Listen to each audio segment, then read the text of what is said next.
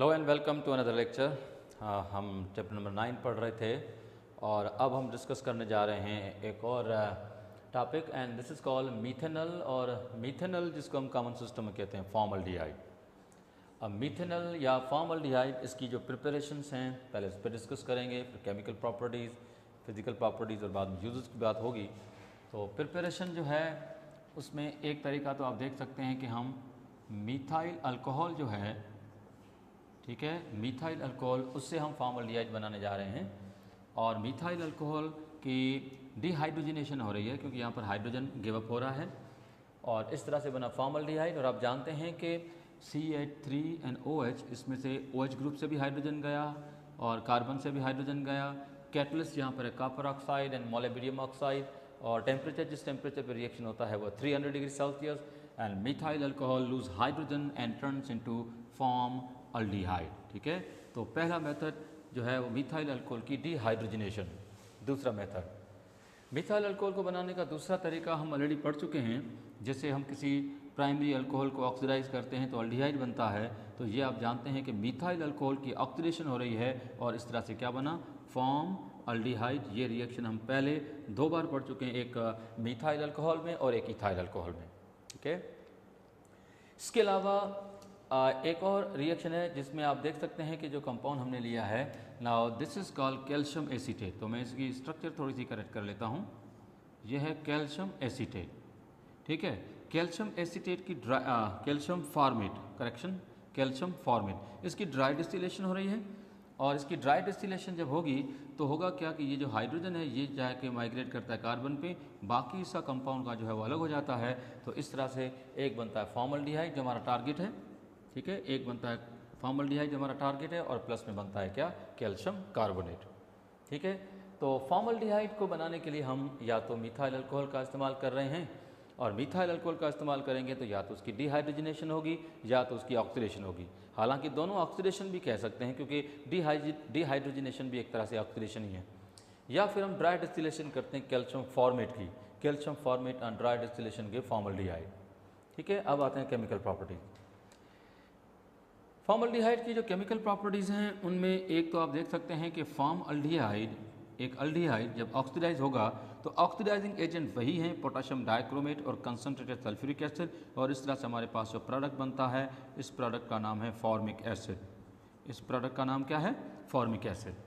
ठीक है, अब ये तो ऑक्सीडेशन होगी। अब चंद रिएक्शंस हैं जैसे कि 1, 2, 3 और 4। ये जो रिएक्शंस हैं इन सभी रिएक्शन में एक बात कॉमन है, there will be addition to carbonyl group. इन मुख्तलिफ मॉलिक्यूल्स जो हैं वो कार्बोनाइल ग्रुप में ऐड होने वाले हैं। आप जानते हैं कि फॉर्मल्डिहाइड का जो फंक्शनल ग्रुप है वो है कार्बोनाइल ग्रुप जो कि कॉर्नर पे होता है। और कार्बोनाइल ग्रुप जो है कार्बन ऑक्सीजन डबल बॉन्ड, इसमें कार्बन पे पॉजिटिव चार्ज और ऑक्सीजन पे negative because of the difference of electronegativity. और दूसरी बात यह कि कार्बोनाइल ग्रुप में एक होता है सिग्मा बॉन्ड और एक होता है पाई बॉन्ड। और आप ये भी जानते हैं कि पाई बॉन्ड वीकर है, वो ब्रेक होता है और वो ब्रेक होगा तो आप ये भी जानते हैं कि जब एक पाई बॉन्ड ब्रेक होगा तो 2 नए सिग्मा बॉन्ड बनेंगे। तो फिलहाल जो रिएक्शन पढ़ रहे हैं उन सब में कार्बोनाइल ग्रुप जो है उसका पाई बॉन्ड ब्रेक होगा और उसी कार्बोनाइल ग्रुप में किसी मॉलिक्यूल की एडिशन होगी। जो भी मॉलिक्यूल ऐड होगा, फॉर एग्जांपल मैं कहता हूँ कि जो भी मॉलिक्यूल ऐड होगा लाइक AB जिसका एक पार्ट पॉजिटिव और जिसका B पार्ट नेगेटिव, तो जब ये मॉलिक्यूल जब ऐड होगा तो उसका A पार्ट जो कि पॉजिटिव है वो ऑक्सीजन पे जाएगा, B पार्ट जो नेगेटिव है वो कार्बन पे जाएगा। जैसे कि सबसे पहले हमारा जो फॉर्मल्डिहाइड है इसका रिएक्शन है रिएक्शन विथ हाइड्रोक्सिलामाइन। हाइड्रोक्सिलामाइन जो है इसमें नाइट्रोजन पार्ट और हाइड्रोजन पार्ट ये रिएक्शन में शामिल होते हैं।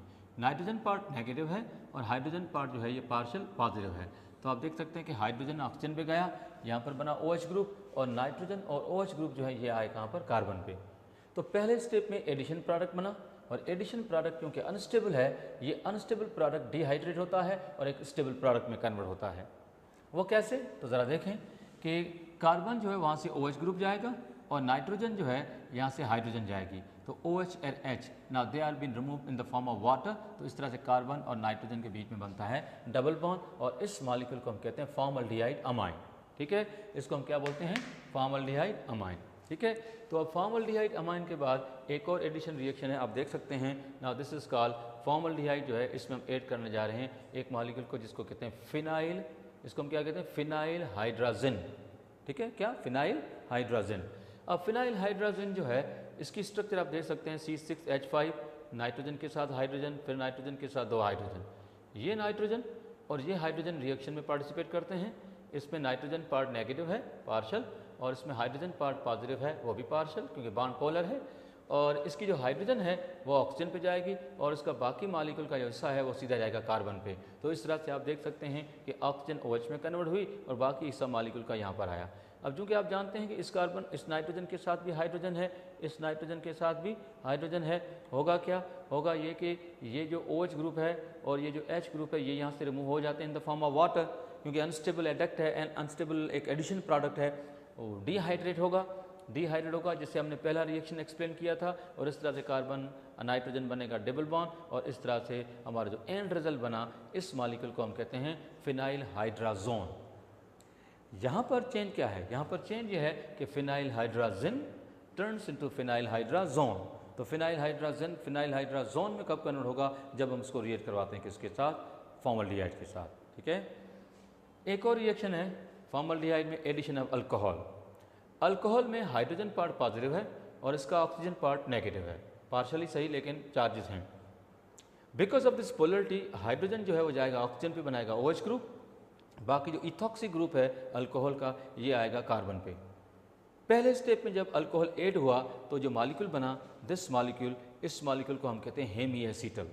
क्या बोलते हैं, हेमी एसीटल।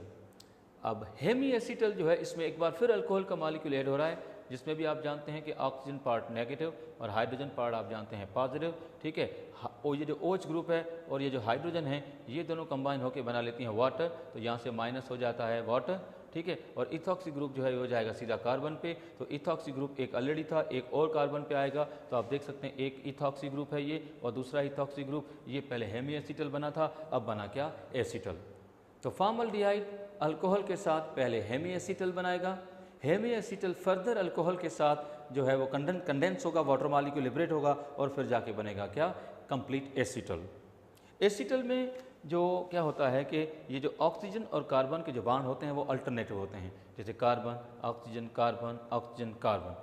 इस तरह के फंक्शनल ग्रुप को हम ईथर नहीं कहते, हालांकि आप जानते हैं कि ईथर में ऑक्सीजन बीच में होती है और दोनों तरफ कार्बन होते हैं, लेकिन यहाँ पर भी ऑक्सीजन बीच में है, दोनों तरफ कार्बन है, पर एक कंटिन्यूटी में है। Now this is not the ether, this is called acetal. Hemi acetal में आधा है, क्योंकि आप देख सकते हैं कार्बन ऑक्सीजन फिर हाइड्रोजन है, फिर वहाँ पर कार्बन ऑक्सीजन फिर आगे हाइड्रोजन होने के बजाय एक बार फिर कार्बन है। ठीक है, तो पहले hemi and then complete acetal. इसके अलावा फॉर्मल्डिहाइड में जो कार्बोनाइल ग्रुप है इसमें हाइड्रोजन जो है एटॉमिक हाइड्रोजन ये भी ऐड की जा सकती है। और आप जानते हैं कि हाइड्रोजन जो है उसको बनाने के हमारे पास कई तरीके हैं। One of the reaction between alcohol and sodium, और आप जानते हैं कि जब अल्कोहल सोडियम के साथ रिएक्ट करता है तो हाइड्रोजन गैस प्रोड्यूस करता है। तो हाइड्रोजन गैस जो है वो एटॉमिक स्टेट में है, ये कार्बोनाइल ग्रुप में जब ऐड होगी तो इस तरह से फॉर्मल्डिहाइड रिड्यूस होगा और वापस कन्वर्ट होगा किसमें, मीथाइल अल्कोहल में। क्योंकि आपने जाना था, आपने पढ़ा था कि प्राइमरी अल्कोहल ऑक्सीडाइज होकर अल्डिहाइड बनाते हैं, और अल्डिहाइड जब रिड्यूस होंगे तो वापस प्राइमरी अल्कोहल बनाएंगे। तो यही अल्डिहाइड वापस हाइड्रोजन को लेगा तो क्या बनाएगा, ये primary alcohol methyl alcohol. Reaction number third, now this is called polymerisation. तो फॉर्मल्डिहाइड के 3 मॉलिक्यूल जब पॉलीमराइज होते हैं तो बनाते हैं मेटाफॉर्मल्डिहाइड। ये जो मेटाफॉर्मल्डिहाइड बनता है इसके पीछे साइंस कुछ यूँ है, अगर थोड़ा सा ध्यान से देखें। ठीक है, अगर फर्ज करें कि ये एक फॉर्मल्डिहाइड का मॉलिक्यूल था, ठीक है, और इसके अलावा ये भी फॉर्मल्डिहाइड का मॉलिक्यूल है और इस तरह से ये भी फॉर्मल्डिहाइड का मॉलिक्यूल है। फिलहाल इनको अलग कर लेते हैं, जैसे कि एक मॉलिक्यूल, ये 2 मॉलिक्यूल, ये 3 मॉलिक्यूल। ये 3 मॉलिक्यूल आपस में पॉलीमराइज होते हैं तो साइक्लाइजेशन में जाते हैं। ये सब के सब पाई बॉन्ड जो हैं ये ब्रेक हो जाते हैं, ये पाई बॉन्ड क्या हो जाते हैं, ब्रेक हो जाते हैं। तो इससे क्या होगा कि कार्बन ऑक्सीजन बॉन्ड बनेगा, कार्बन ऑक्सीजन बॉन्ड बनेगा, कार्बन ऑक्सीजन बॉन्ड बनेगा। तो इस तरह से एक फॉर्मल्डिहाइड के 3 मॉलिक्यूल जब पॉलीमराइज हुए, नाउ दे प्रोड्यूस व्हाट, मेटाफॉर्मल्डिहाइड। अब आपकी टेक्स्ट बुक में एक पॉइंट लिखी है कि जो मेटाफॉर्मल्डिहाइड है इसकी मेल्टिंग पॉइंट, मेटाफॉर्मल्डिहाइड जो है इसकी मेल्टिंग पॉइंट जो है वो है 62 डिग्री सेल्सियस। ठीक है, तो मेटाफॉर्मल्डिहाइड की मेल्टिंग पॉइंट भी याद करो, कोई भी क्वेश्चन पॉसिबल है। इसके अलावा हम एक और रिएक्शन पढ़ेंगे नंबर 3 के बाद, एक और रिएक्शन है, now that is called reaction with falling solution. Falling solution जो है उसमें कॉपर हाइड्रोक्साइड की अल्कलाइन सॉल्यूशन, कभी कभार हम कॉपर हाइड्रोक्साइड वाली सॉल्यूशन को कहते हैं फैलिंग सॉल्यूशन ए, और कभी कभार कहते हैं फैलिंग सॉल्यूशन, सोडियम हाइड्रोक्साइड की जो सॉल्यूशन इसको बोलते हैं फैलिंग सॉल्यूशन बी। ये भी याद रखें कि जो फैलिंग सॉल्यूशन जो होती है जब किसी एल्डिहाइड के साथ रिएक्ट करवाई जाती है या जब ये रिएक्शन जब प्रैक्टिकल किया जाता है, तो ये बात पता करने की है और याद रखने की है कि these two solutions are freshly prepared. तो फ्रेशली प्रिपेयर्ड ये दोनों सॉल्यूशंस जो होती हैं इनको हम ट्रीट करते हैं फॉर्मल्डिहाइड के साथ, और अगर किसी कंपाउंड में एल्डिहाइड है तो वो फैलिंग सॉल्यूशन को क्या करेगा, रिड्यूस। असल में ये जो क्यूप्रिक हाइड्रोक्साइड है इसमें कॉपर का ऑक्सीडेशन नंबर होता है 2। अब यहाँ पर अगर एल्डिहाइड ऑक्सीडाइज होगा तो फिर ये रिएजेंट रिड्यूस होगा, और चूंकि रिड्यूस होगा तो फिर बनेगा क्यूप्रस ऑक्साइड जो कि मेन कंपोनेंट है इस केस में, और इसी क्यूप्रस ऑक्साइड के बनने से ही हम रिएक्शन की पॉजिटिविटी का अंदाज़ा लगाते हैं। क्यों? क्योंकि ये जो क्यूप्रस ऑक्साइड है इसका कलर क्या होता है, रेड। तो क्यूप्रस ऑक्साइड अगर बना रेड प्रेसिपिटेट बनेगी, रेड प्रेसिपिटेट बनी तो रिएक्शन पॉजिटिव साइन शो कर रहा है। अगर रिएक्शन रेड प्रेसिपिटेट बना रहा है तो यूँ समझो कि जो रिएक्ट करने वाला जो कंपाउंड था वो एल्डिहाइड था। तो जो फॉर्मल्डिहाइड को कंफर्म करने के लिए, एल्डिहाइड को कंफर्म करने के लिए हम फैलिंग सॉल्यूशन का भी इस्तेमाल करते हैं। ठीक है, तो एक तो रिएक्शन आपका ये है, लेकिन इसके साथ कुछ और प्रोडक्ट भी बनते हैं जैसे कि सोडियम फॉर्मेट, और इसके साथ बनता है क्या, वाटर। अच्छा, एक और इम्पॉर्टेंट रिएक्शन है, now this is called Cannizzaro reaction. Cannizzaro reaction जो है कानिज़ारो रिएक्शन जो है इसकी कुछ आउटलाइंस हैं, पहले वो सुनने की हैं। कानिज़ारो रिएक्शन एक तरह से रेडॉक्स रिएक्शन है। रेडॉक्स रिएक्शन में क्या होगा कि 50% मॉलिक्यूल ऑक्सीडाइज होंगे, 50% मॉलिक्यूल रिड्यूस होंगे। कानिज़ारो रिएक्शन देना होता है सिर्फ उन एल्डिहाइड को जिनमें अल्फ़ा हाइड्रोजन नहीं होती। अल्फ़ा हाइड्रोजन नहीं होती, इस बात को समझने के लिए फ़र्ज़ करो कि मैं कहूँ कि ये एक कार्बन है जिसके साथ ऑक्सीजन डबल बॉन्ड है और इसके साथ हाइड्रोजन है। ये कार्बन जो इसके बराबर वाले कार्बन को कहते हैं अल्फ़ा कार्बन। इस कार्बन को हम क्या बोलते हैं, अल्फ़ा कार्बन। वो सारे एल्डिहाइड जिसमें अल्फ़ा कार्बन के पास अगर हाइड्रोजन नहीं है, अल्फ़ा कार्बन के साथ अगर हाइड्रोजन नहीं है, तो फिर हम कहेंगे कि ये एल्डिहाइड कानिज़ारो रिएक्शन दे सकता है।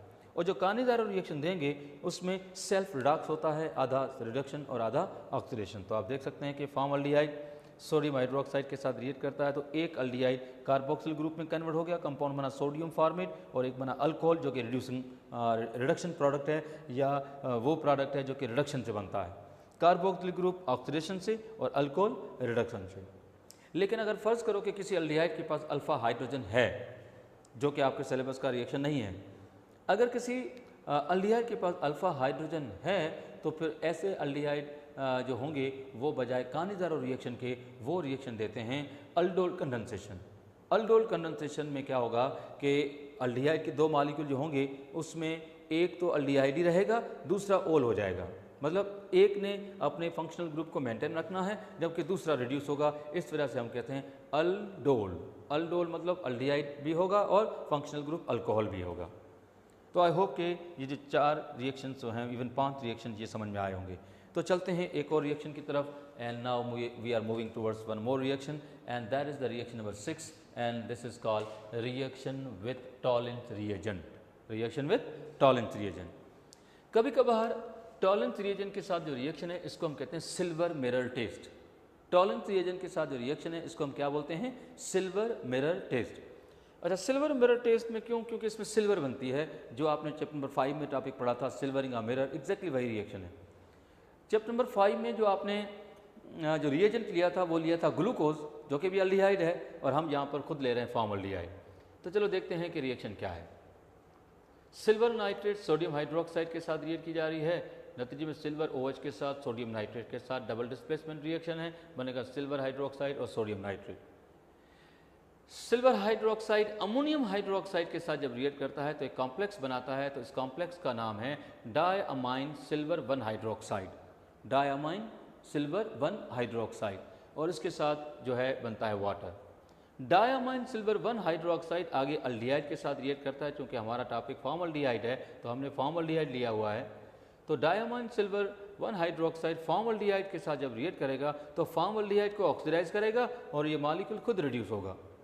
वो इस सेंस में क्योंकि इस कंपाउंड में सिल्वर का जो ऑक्सीडेशन नंबर है वो है 1+। सिल्वर का ऑक्सीडेशन नंबर क्या है, 1+। लेकिन जब ये कंपाउंड फॉर्मल्डिहाइड के साथ रिएक्ट करता है तो सिल्वर जब आइसोलेट होती है तो सिल्वर का ऑक्सीडेशन नंबर हो जाता है 0।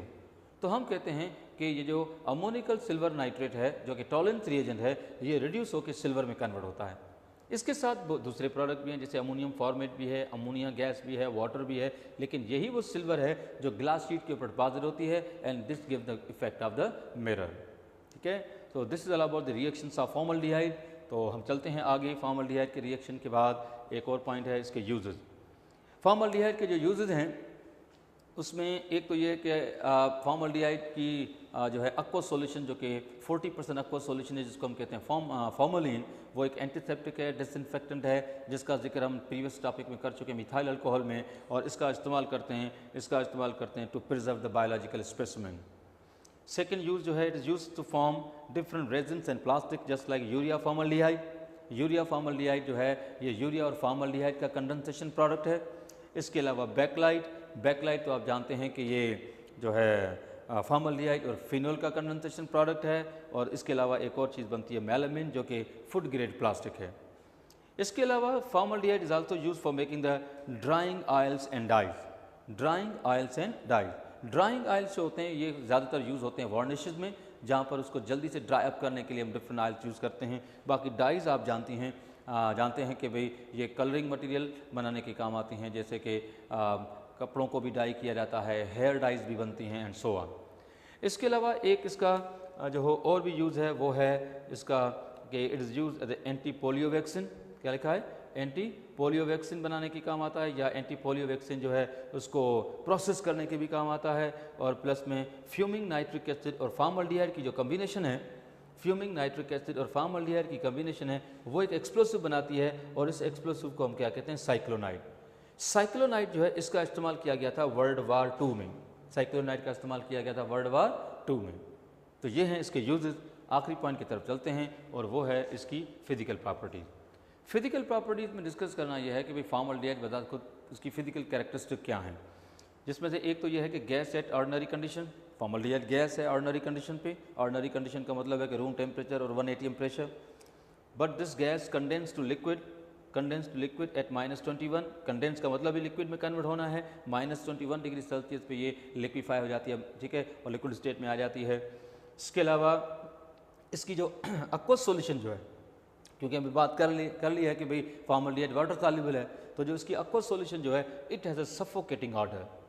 इसकी जो स्मेल जो होती है वो सफोकेटिंग होती है, सांस लेने में दिक्कत होती है अगर फॉर्मल्डिहाइड की सॉल्यूशन को हम इनहेल करेंगे।